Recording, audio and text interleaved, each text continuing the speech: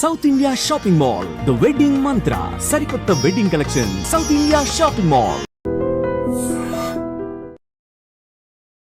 మరి మొత్తం మీద సార్ అంత బిజీ నటనా జీవితం నుంచి మీరు రంగస్థలంతో పాటు మీకు రేడియో అనుభవం ఉంది, అన్ని పాత్రలు వేసిన తర్వాత ఇప్పుడు మీకు నటనకి దూరంగా ఉండడం అన్నది కొంత బాధ కలిగిస్తుందా, లేక హాయిగా జీవితం ఇలా బాగుందనిపిస్తుందా? ఇప్పుడు బాధ కదండి, అంటే తోచదు. ఫస్ట్ పాయింట్, రోజు 100-150 మంది మధ్యలో యాక్ట్ చేయడం కదా.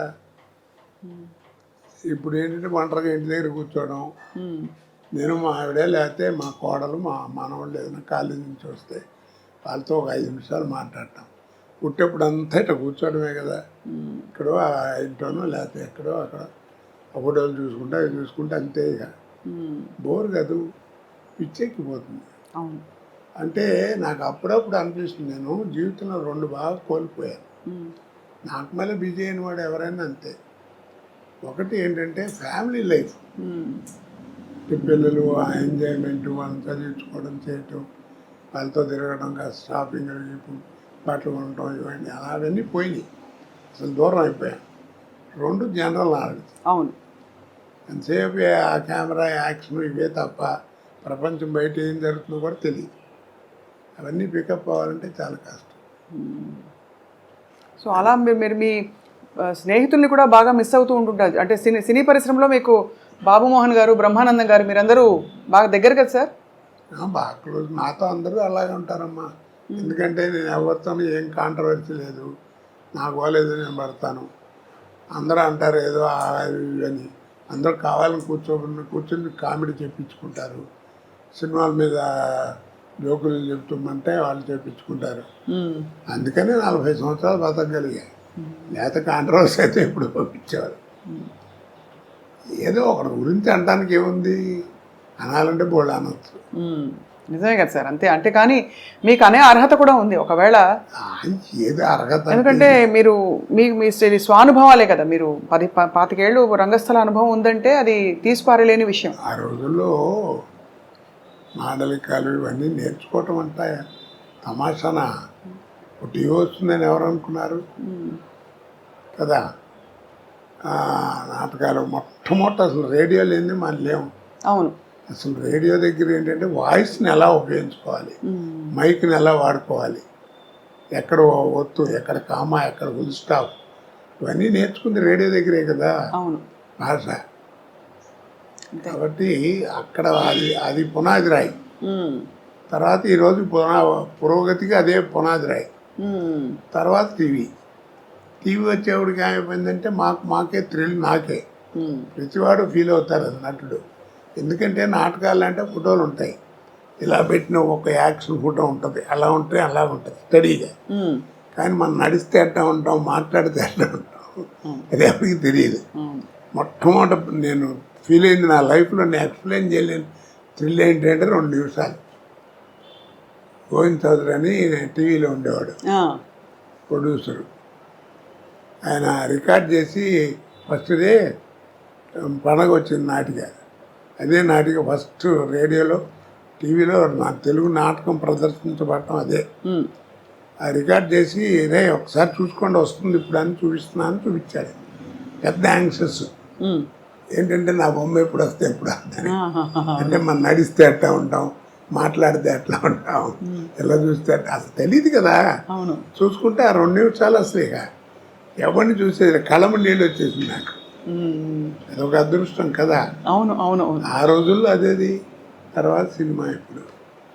సో అలా మీరు మరి సినిమా నటన మీకు అలా అమర్నట్టుగా అన్ని క్యారెక్టర్స్ అద్భుతంగా వచ్చి పడ్డాయి. ఒక్కొక్కటి ఒక రకం, అన్ని రసాలు, అంటే మధ్య మధ్యలో నవరసాల్లో లేని రసాలు కూడా పండించారు మీరు.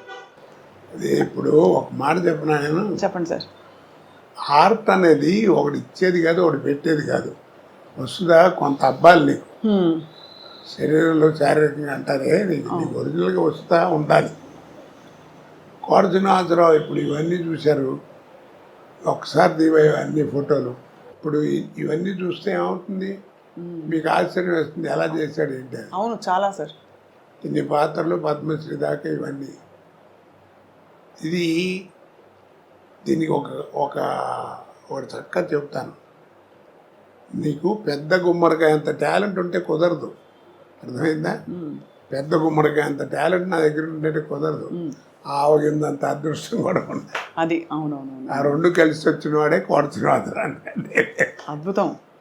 మరి ఆవగింజంత అదృష్టం ఇప్పుడు ఎందుకు వెంటాడలేదంటారు? ఎందుకు మీరు ఇంకా పాత్రలు వేయట్లేదు? పద్ధతి మారిపోయిందమ్మా. ఇప్పుడు ఏదో మారింది, కాలం మారింది, జనరేషన్ మారింది అంటారు. జనరేషన్ ఏం మారలా. సూర్యుడు తూర్పునే ఉదయిస్తున్నాడు, పడవనే ఉత్తరిస్తున్నాడు. పాఠ్యం ఇదే తదియే వాడుతున్నాం, చేస్తాం, వైశాఖం చేస్తాం, ఆ సడవని వాడుతున్నారు. అమావాస్య కూడా క్యాలెండర్ చూస్తే 2 నిమిషాలు అటు ఇటు వస్తుంది. అన్ని మతాల్లోనూ ఒకటే భావం ఉంటుంది. అవును, అన్నీ ఉన్నాయి, అవేం మారలా. మరి ఇంకా కాలం మారిందంటారు. మనం మారాం. ఎన్టీ రామారావు మొట్టమొదటి 50 ఏళ్ళప్పుడు 60 ఏళ్ళప్పుడు శ్రీదేవితో డ్యాన్స్ చేసే రోజున ఎలిఫెంట్ బాటంలోని ఇంత లూజ్ ఉండేది ప్యాంటు. అది వేసుకుని రోడ్డు మీద నడుస్తుంది, దుమ్ము నడిచేది. అదే డ్యాన్స్ చేస్తుంటే అబ్బా రామారావు ఏం చేశాడో, దుమ్ము లేకొట్టాడు డ్యాన్స్ అని. పిచ్చిదనం మన చిన్నతనం కదా.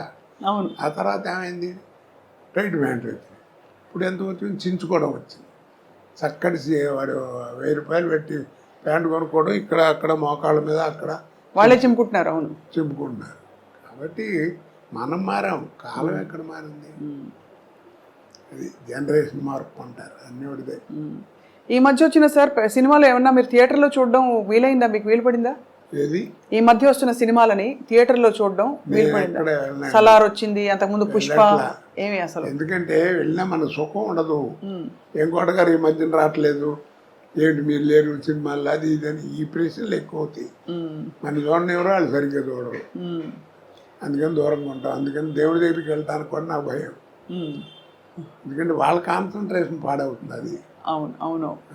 కానీ సార్ మీకు నచ్చుతున్నాయా ఈ మధ్య వస్తున్న సినిమాలు? మీరు ఏం వింటున్నారంటే అప్పటికి ఇప్పటికి ధోరణి మారింది, అంటే టెక్నికల్ ఆస్పెక్ట్స్ బాగా ముందుకు వెళ్ళిపోయాయి, దూసుకెళ్ళిపోయాయి అంటున్నారు కదా సార్? అంటే నేను వేరే ఉద్దేశంతో అంటాం కాదు, ఉన్న విషయం చెప్తున్నా.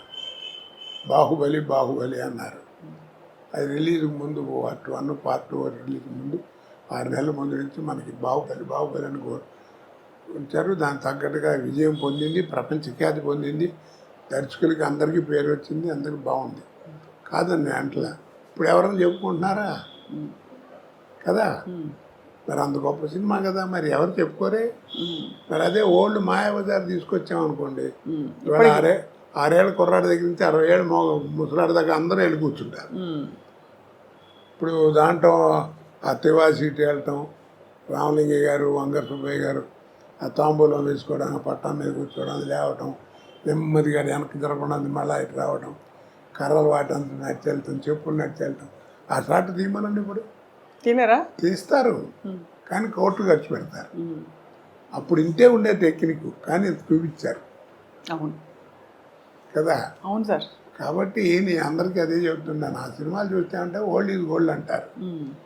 మీకు ఓల్డ్ ఈజ్ గోల్డ్ అనే తెలుసురా, మీరు తెలుసుకుని గుర్తుపెట్టుకోవాల్సింది ఒకటి ఉందన్న. ఏమిటన్నాడు, గోల్డ్ నెవర్ బికమ్ ఓల్డ్. అద్భుతం. అవును, గోల్డ్ నెవర్ బికమ్ ఓల్డ్, అందుకే పాత బంగారం అంటారు. అది ఆ తేడాలు కనిపెట్టాలి, అవి తెలుసుకునేటువంటి జ్ఞానం ఉండాలి, చెప్పేవాడు జ్ఞానం ఉండాలి. లేవు కదా అది. అవును. అప్పుడు డైరెక్టర్ చెప్పినట్టు చేసేవాళ్ళం. ఇప్పుడు డైరెక్టర్ ఏముంది, డ్యాన్సులు గిన్సులు అన్ని హీరోనే డామినేషన్. మరి క్వాలిటీ అది.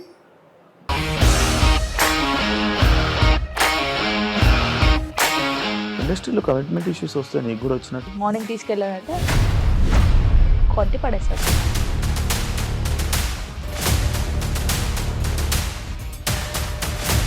ఒక్కళ్ళు కూడా చూడలేదు ఈ సినిమా అని చెప్పడానికి కూడా చాలా ధైర్యం కావాలి. అది నిజం కదా, దాంట్లో ధైర్యం ఏంటి? ఇది నెక్స్ట్ డే ప్లేట్ మార్చేస్తే తప్పు కదా. As of now we are comfortable this అని నేను అనుకుంటున్నాను. రష్మిక గారిది మీది ఒకే ఊరంట కదా? నీకు కోపం వచ్చిందంటే బాగా తిట్టేత్తరా? తిట్టేద్దామండి. నిజంగా గేమ్ ని ఎలా చేంజ్ చేయగలిగారు? ఏపీఎస్ఎఫ్సి వాళ్ళకి 6 నెలల్లో నేను 6 లక్షలు కట్టా. బిజినెస్ చేయాలనుకుంటే it is as difficult as riding a tiger.